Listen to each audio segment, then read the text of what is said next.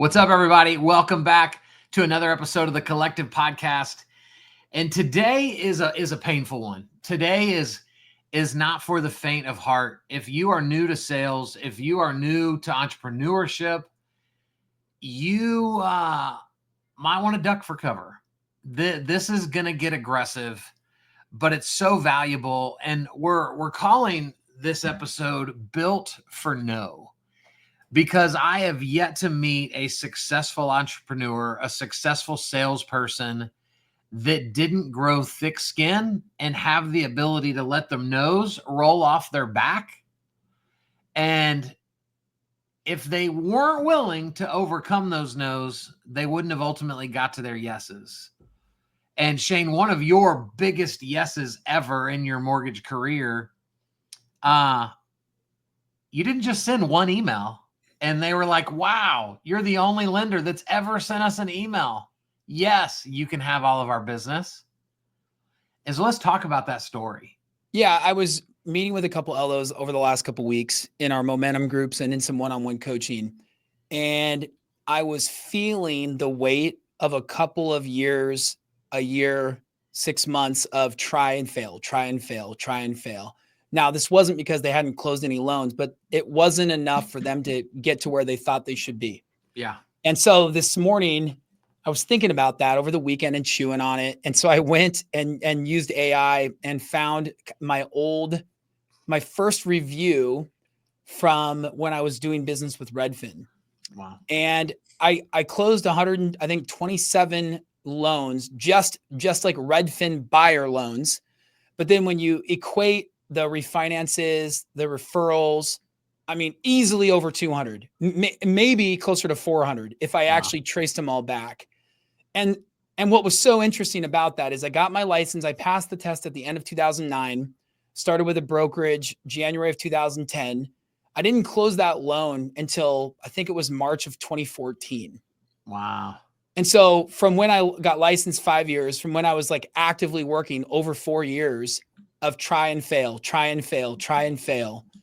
And I just think that's so important because when I got into the business, social media wasn't really much of a thing. It was there, but it wasn't a place where you would go to build or lose confidence. Yeah. Like it is today. Sure. Where I get a DM, I go, oh man, I'm awesome. People love me. Somebody tells me no. Somebody gives me a bad comment. Oh man, I'm a failure. I see a competitor and they're doing really well. I'm like, oh man, I suck. I lost that agent to that competitor. And so what's so sad is that we oftentimes see our entrepreneurial worth based on perceptions online. Mm-hmm. And yet the average originator isn't succeeding overnight. It's taking years of just grinding out a living to figure out what works for you, what doesn't. Some of it's based on the market. Some of it, I mean, I got in the business again, end of 2009, beginning of 2010, very interesting time. Rates weren't great. I didn't work at a company with even decent rates. So there was struggle, but I just think it's so important to pause and say, I don't have to be successful right away. I just can't quit. Right. And so then really it's, this conversation that I wanted to have with you is, what do we do when we're not where we want to be? Because what happens is with most people, they just quit. And opportunity is never going to reward poor effort. Opportunity is never going to reward inconsistency.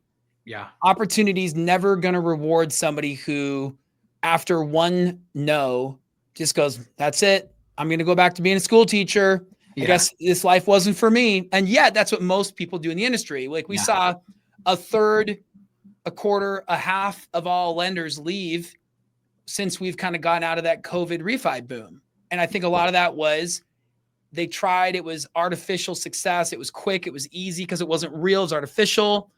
And then it went away and they go, not for me. And yet for me, it took me over 4 years to get to that first major opportunity that was the springboard for my career, for my exit from the fire service, incredible opportunities. Well, in a minute, I want to dig into, what were some of the specific things that you did over the course of that time to ultimately win Also, what were the things that you had to remind yourself of in those moments that you wanted to quit? A couple weeks ago, I was on stage at an event that Kevin Hart was speaking at. And man, he said, I've never set out to do a movie that I didn't ultimately do. And I thought, wow, like who bats 100? Who bats 1,000? Right? Like in the movie industry, where you pitch an idea and 100, and 10 out of 10 times people are like, brilliant, brilliant, brilliant.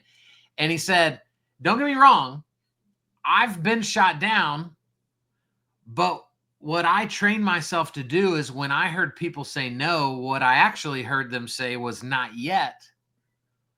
And then I would figure out, how do I tweak the script enough? How do I come up with a new idea based on their feedback? And then based on his second, third, fourth, fifth, sixth, 10th efforts, he would ultimately get to do the movie that he set out to do in the first place. And I remember like sitting in the room, listening to him talk, going, man, this is Kevin Hart. He's going to say something brilliant. Like, this dude's hilarious. He's so successful. And to me, that was the most profound thing that he said was, I don't hear no, I hear not yet. And I think that's one of those simple yet profound things that if you can truly mentally train yourself to do that, there isn't anything in this industry that you can't overcome. And so what did that look like playing out for you, chasing that Redfin partnership? Yeah, a couple things. One, I tinker all the time. And so I'm constantly just trying new things. I'm constantly going back to the drawing board. And I remember I would be building out like a PowerPoint, and I would be constantly tinkering with these PowerPoints. And I think that mentality of refinement, like something's never complete, right? Because what happens with a lot of people is they'll try something and then they say it's done when it's really like half baked. Yeah. And then they put it out to the market and it doesn't get them the result they want. They go, oh, I'm just not good at that, or market's not ready for it. I was like, dude, you didn't even bake the cake all the way. Right? Like the reason no one buys your wedding cake is because it's still like just cake batter. Right. And so I did that a lot. I would tinker and keep refining things. I taught a lot of classes, and I early on really took on this goal of understanding the voice of the audience. What oftentimes we do, and I've been talking about this for years, we vomit our values and our products and all these things with zero care for is this what the audience actually needs, wants, and is looking for. And I didn't do that, because being a fireman, when you would go on a call, 911 would call, 80% of our calls were medical calls. So it's pretty easy when you go to a fire, you go, there's the fire, put water on the fire. Cool, easy. It's a lot harder when you get to a scene and they go, I'm not feeling well. It's the worst I've ever felt. And they're pale and they're sweating. You go, well, we got to do some problem solving to get to know this person better. And so I did a lot of that. I just really wanted to understand people. And so that's so important today. And we talked recently on about using AI to analyze audiences and understand the psychology of an audience. Mm-hmm. I did a lot of that early on. And that translated into, how do I show up for these people? How do I show up for real estate agents? And I'll tell you a quick example. So I quickly realized that agents want one of three things: more money, more time, more notoriety. Mm-hmm. And so then they would tell me, and I'm pretty stubborn. And so I would just ask a lot of questions. Yep. Somebody'd say, hey, you got to do the phone. I'm like, why? And people are like, what a prick. I'm like, no, I'm not being a prick. I'm just curious. Like, I'm ultimately curious. And they would say, well, as an agent, I have to give out 3 names of 3 lenders. I'm like, why? Like, that seems confusing. Like, do you like all 3 of them equally? Like, why would you do that? But then I thought, okay, I'll play them at their game. I had a guy who called me, said, hey, I found you online or something. I found you through a friend of a friend of a friend.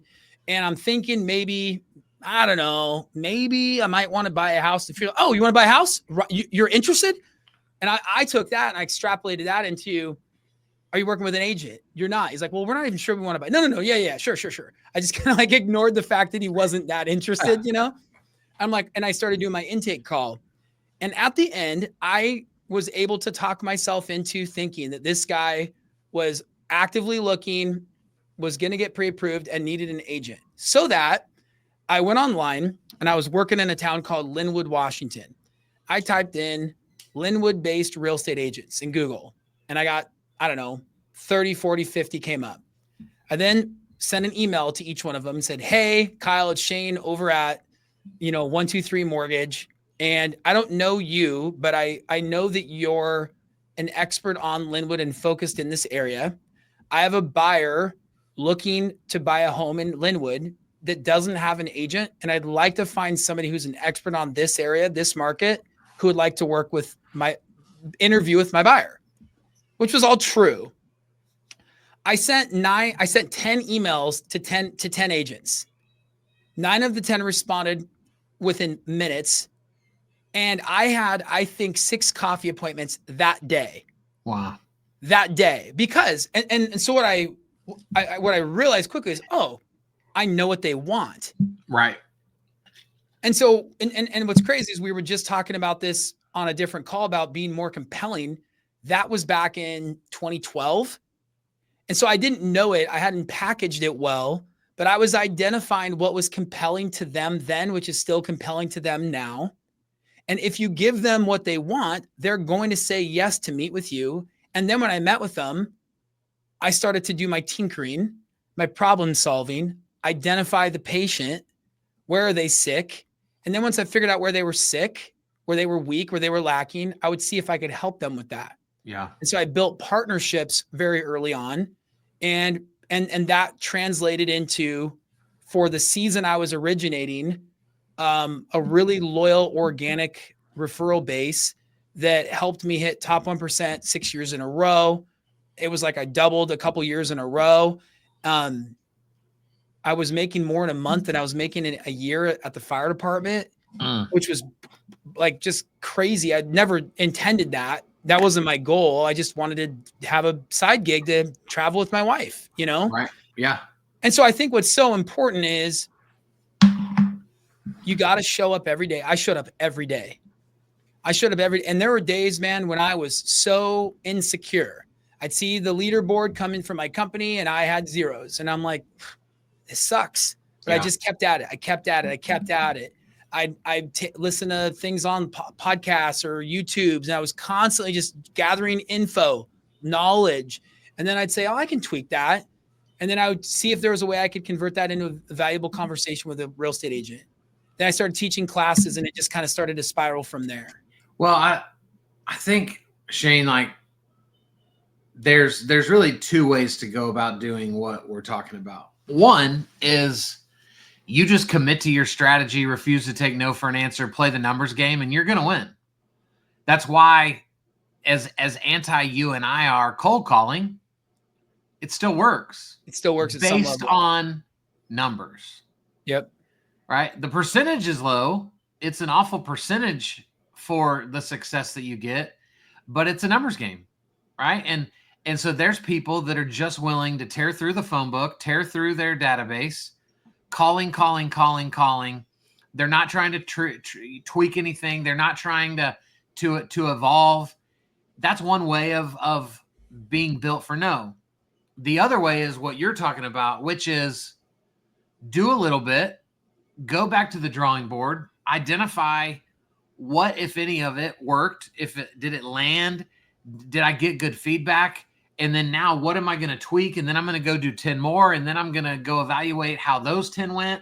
And then I'm going to tweak. And then I'm going to go do 10 more. And so you can be the one trick pony and just keep going.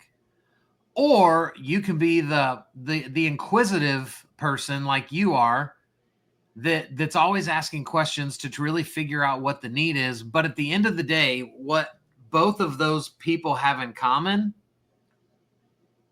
is their refusal to take days off, their commitment to showing up every single day, knowing that it was that effort that was ultimately going to provide them the reward. And I know, bro, I have been guilty over the last 12 years of going, I did it. I sent 100 emails today. Now I'm going to sit back, eat some cheese fries, and over the next month, we're going to see who shows up. And that's what my marketing efforts would look like. A little bitty sprint, because I didn't want a lot of discomfort. And that's just not the story of the men and women that we ultimately want to aspire to be. And so, yeah, and I think what that translated into just a tangible thing everyone could start today was I started doing these Friday market updates. And my Friday market update started with no one. And then and from literally just my Outlook email, I would write out in all this different text, and then I pasted and embedded a BombBomb video, like the GIF, like the auto one that you can get through BombBomb. I was using BombBomb when it was like very, very unpolished. Yeah.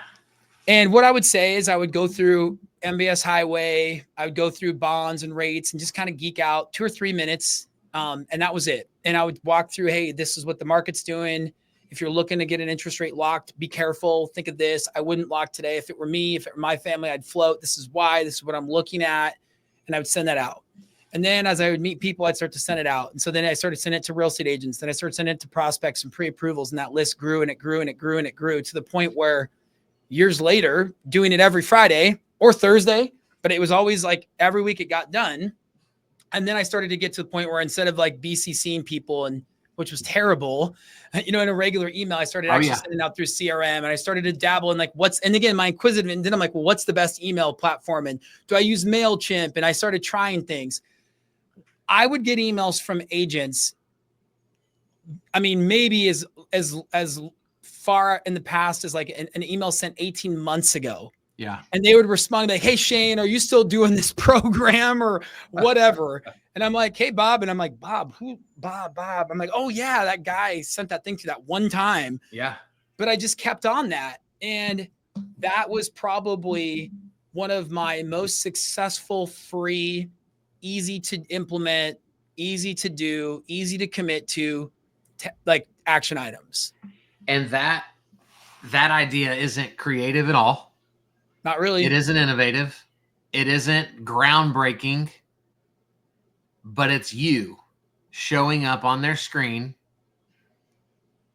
giving them the opportunity to like you, hate you. And isn't it interesting? Because I've had hundreds of LOs tell me this over the years. I want to start sending emails, but I don't have a database yet. And it's like, okay, well, if you don't have any content, you're never going to go build the database. But if you don't have the database, you're never going to build any content. So you might as well start doing one of them to then spur you on to go do the other. And so you went and you did you Field of Dreams did, right? If you build it, they will come. You built it with no eyeballs, but we're able to grow eyeballs because of your effort in the beginning. Yeah, I mean, the dumbest thing you can do is say, I'll wait till something good or really bad happens to then go out and do what I'm supposed to do.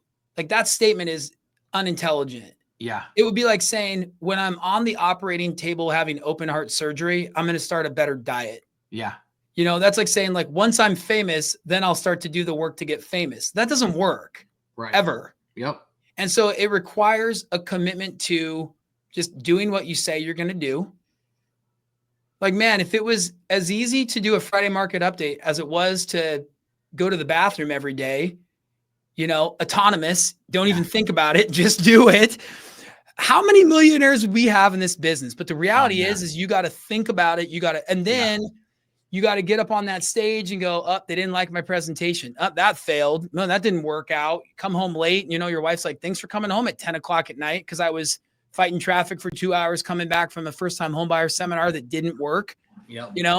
And so I just think the reality is most people, for just being honest, they just don't want to do the work. Yeah. Because with AI now, with everything else now, that Friday market update could look so freaking cool. Oh, dude, no doubt. You know what I mean? It could be so much better, and all the AI, like we just talked about agentic AI and how you could turn that into a chat bot, and there could be so much cool stuff. Or You just start today with the crappy Outlook's email, That's it. and yet like that can turn into really good revenue, and that becomes something that then becomes autonomous. Well, I want to end this episode this way with a quote from one of your former coaches, David Goggins. David says, discomfort is your compass. And so what a great question to ask yourself as we end this episode, which is, how often do you feel discomfort? And do you do your best to run away from it as quickly as possible and minimize it? Or do you lean in knowing that it is in those moments where you have the most opportunity to grow? And so let's go chase that discomfort. Let's go pursue it. And guys, what Shane mentioned earlier, the agentic AI, we were just doing that in what we call AI labs inside of the collective coaching. You haven't been a part of anything like it, and we want you in there. You can go to thecollectivecoaching.com to find out more information, ask questions. If you enjoy the podcast, you're going to really enjoy what we've put together inside of the program. And so we appreciate you watching and listening. We'll see you on the next episode.